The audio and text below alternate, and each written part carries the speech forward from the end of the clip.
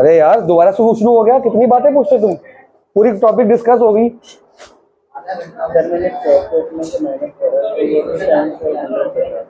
Reduce to 75,000, ये new balance है, 2 लिखा है ना, इनका डिफरेंस ले रिवेल में डाल,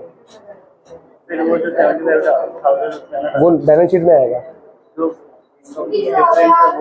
वो रिवेल में आएगा, समझा? इनका इन दोनों का डिफरेंस रिवेल में आएगा और ये कहाँ पे आएगा उसमें। यार पढ़ान दो यार, शुरू नहीं कर पा रहा मैं क्लास। चलो लिखो, कॉलन शाइमा हो गया, स्क्लेरन शाइमा लिखा, पूरा हो गया था। लिखो स्क्लेरन शाइमा। क्या पूछ रहे हो? नहीं हुआ? मैंने पूछा हो गया क्या था? हाँ। कॉलन शाइमा क्या होता है? वो क्या होता है? वो कहाँ से?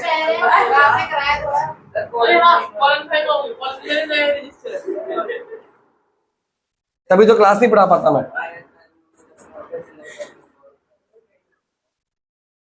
सबके अपने अपने अलग ही डाउट है, सब नशेड़ी मिले मेरे को। बुक में देख ले, क्लेरन खाइमा, स्क्लेरन शाइमा, इंग्लिश में लिख दूं?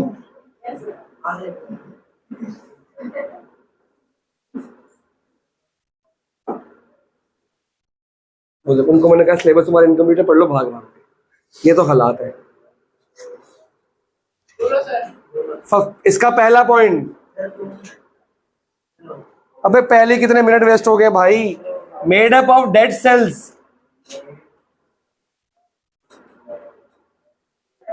पहले दोनों के पॉइंट चेक करो, क्या था उसके अंदर?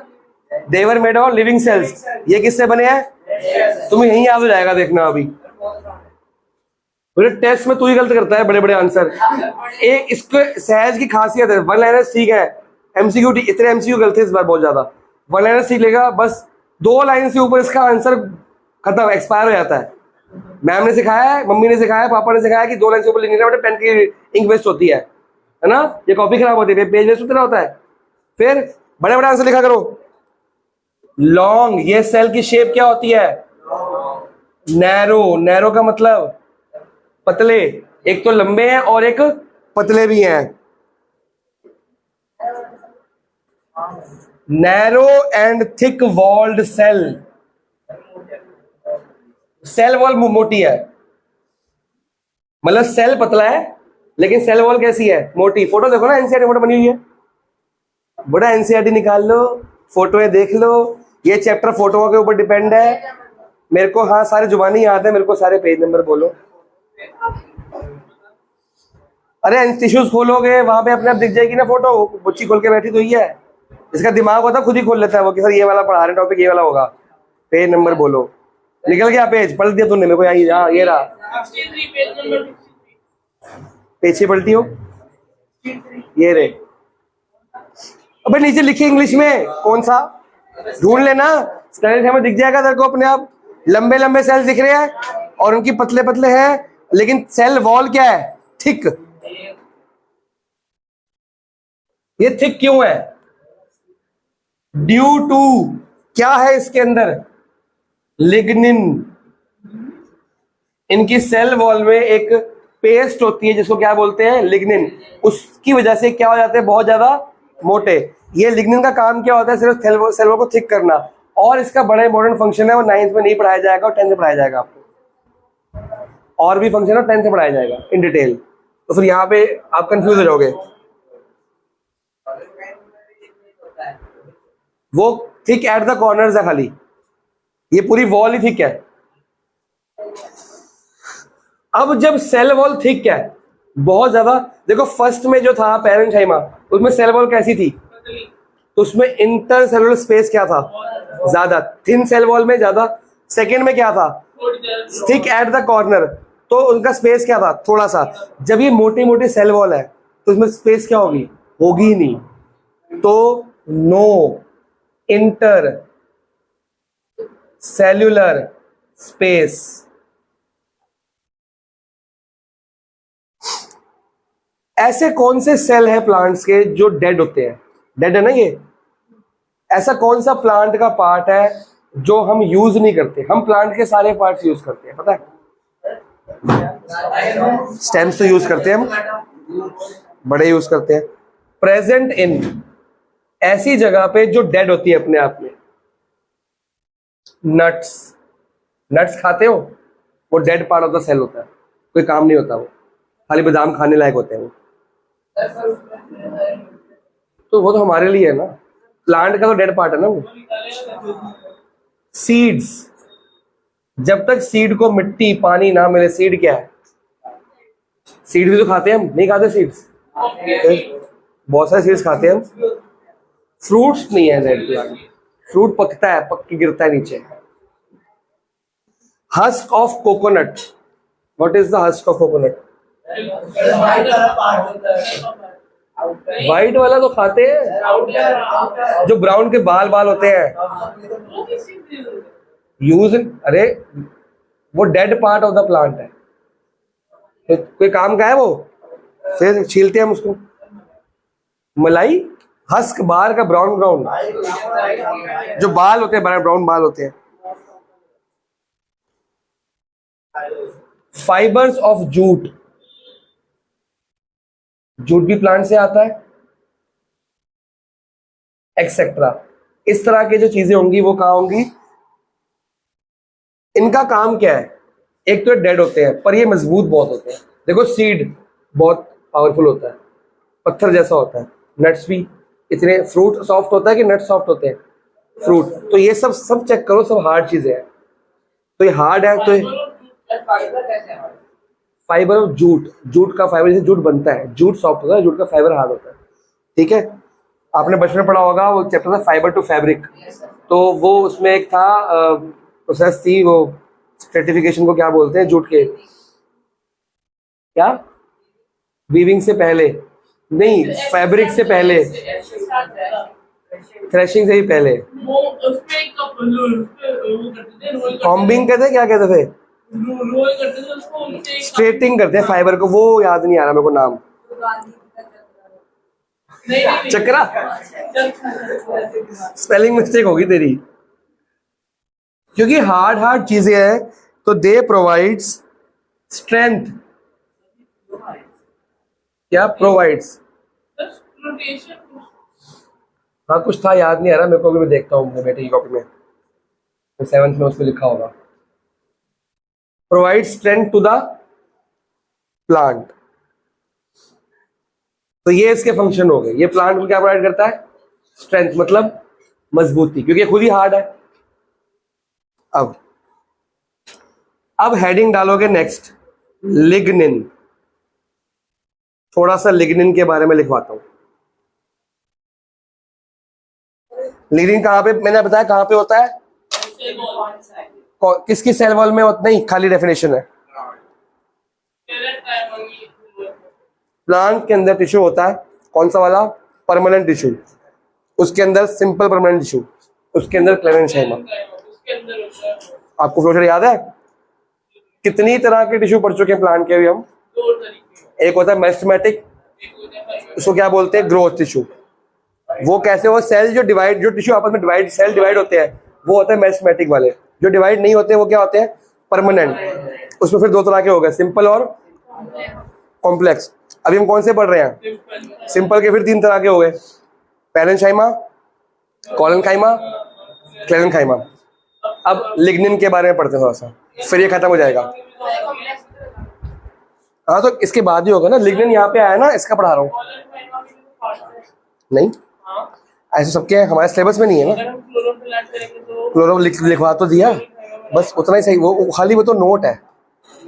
आगे, lignin a chemical substance which acts as a, इतनी स्लो ठीक है, और फास्ट करूं? अच्छा, a chemical substance which acts as a cement, cement. A chemical substance बच्चों which acts, ACTS acts as a ASA। अब ठीक है, वो देख, अभी भी गई स्टार्टिंग से बोलो। अ केमिकल सब्सटेंस है, इट तो मैंने बोला भी नहीं अभी, मुंह से एक बार भी नहीं निकला मैंने। A chemical substance which acts as a, 3 बार एक ही लाइन रिपीट करी है मैंने। सबके अपने आप ढोल बज रहे हैं कान में ना, नए नए वर्ड आ रहे। इट आ रहा है इसके दिमाग में, मेरे दिमाग में ईट आएगी बेटा हिंदी में। अ केमिकल सब्सटेंस, जल्दी लिख बानी, हो रहे हैं जल्दी, मुझे चाय गिर जाएगी मेरे से, तेरे ऊपर ना गिर जाए। मैं गुस्से में हूं नहीं अभी। अबे वो लिख ले, केमिकल में बैठी है अभी। Acts as a cement. Cement क्या होता है, सॉफ्ट की हार्ड? वो कहाँ लगाते हैं? तो ये क्या है, दीवार नहीं है, सेल वॉल, वॉल सेल है कि नहीं? तो दीवार में सीमेंट लगाते क्यों है? एक मिनट, टॉपिक कमेंट करेंगे, एक मिनट बस, एक मिनट है, ताकि गिरे ना। तो ये क्यों है? ताकि स्ट्रेंथ मिले। तो lignin, a chemical substance which acts as a cement and hardens HARDEN, दो बार डी नहीं आएगा। हार्डन उसको मजबूत, हार्ड करता है। हार्ड करने को हार्डन बोलते हैं, ठीक है। Hardens the cell wall to make it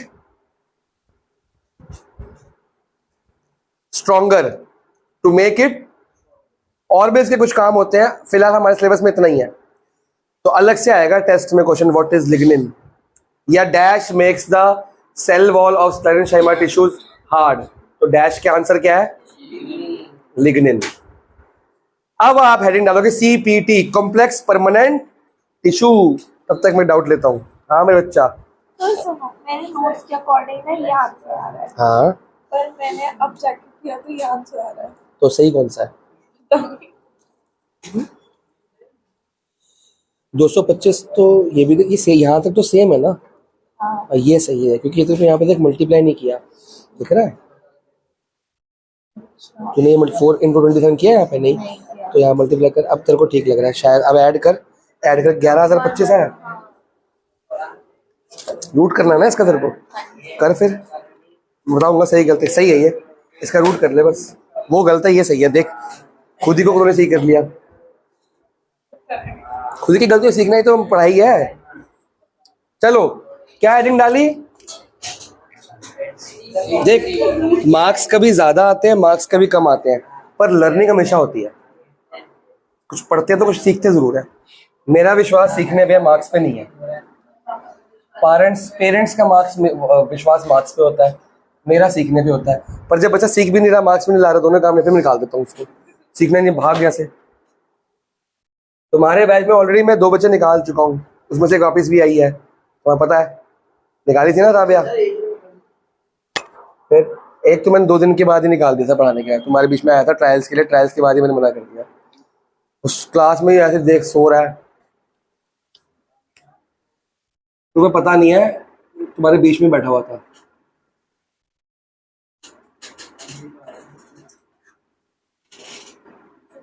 complex permanent tissue, simple कितने तरह के हो गए? तो कॉम्प्लेक्स कितने तरह के होंगे? लिखवाए हुए हैं? कौन से हैं जल्दी बताओ। इसको और क्या बोलते हैं? इसको बोलते हैं कंडक्टिंग टिश्यू। क्या बोलते हैं? अरे कंडक्ट का मतलब क्या होता है? हाँ मतलब पूछ रहा हूँ मैं, तो एग्जाम्पल दे रहा है। बिल्कुल सही बोला है। जो पास ऑन करते हैं टिश्यूज, कोई चीज को क्या करते हैं? पास ऑन, उनको क्या बोलते हैं? पानी के अंदर क्या पास ऑन करना पड़ता होगा? है सॉरी, मैंने पानी बोल दिया, मैंने बोला प्लांट। इलेक्ट्रिसिटी, सोमेटा पास करना है, सबको देना है। आओ बांटो, सोमेटा बांटे हम। न्यूट्रिएंट्स, बेटा क्वेश्चन तो 2 बार पूछ लिया, एक बार गलत भी है तो सुनता क्या है? अच्छा क्वेश्चन तूने सुना नहीं, तूने आंसर क्या दिया फिर? सोमेटा बस। पहले कंडक्टिंग का मतलब है कि कुछ इधर से उधर। कंडक्टिंग का मतलब क्या होता है? लिख लो सारे, ट्रांसपोर्टेशन। ए मेरी बच्ची, अब तूने मेरे बिना हेल्प ही किया है, रूट निकालना आ गया, आए हाय बस हो गया फिर तो। इस एग्जाम में क्वेश्चन पक्का है एग्जाम में। याद हो ही जाती है, पहले भी हो गई थी। मेरा वही तरीका है, 1 घंटा बैठने का फायदा ये होता है।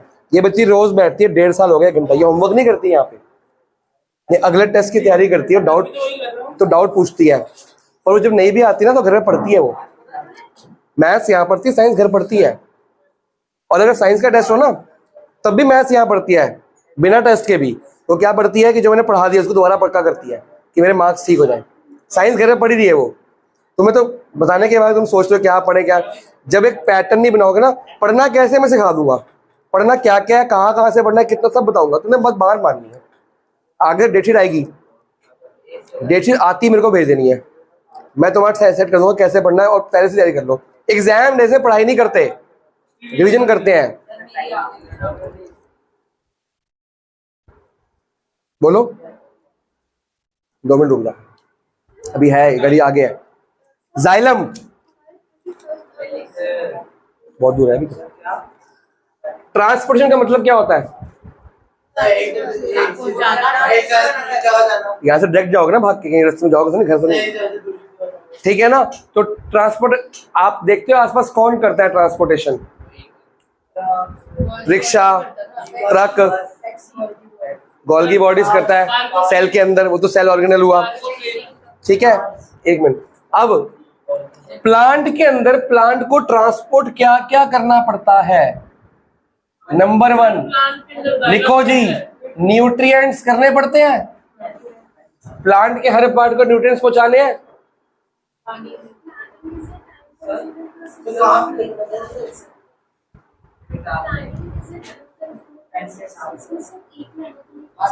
अभी 2 मिनट इसकी छुट्टी कर दो।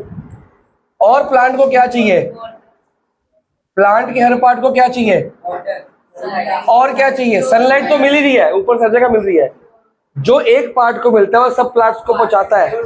कार्बन डाइऑक्साइड हवा सबको मिल रही है, क्लोरोफिल लीव्स को चाहिए, सबको नहीं चाहिए, नहीं सबको, वो सबको चाहिए ही नहीं। मैं कह रहा हूँ प्लांट के सारे पार्ट्स को न्यूट्रिएंट्स चाहिए। एक प्लांट के सारे पार्ट्स को क्या चाहिए? वाटर। एक प्लांट के सारे पार्ट को फूड चाहिए।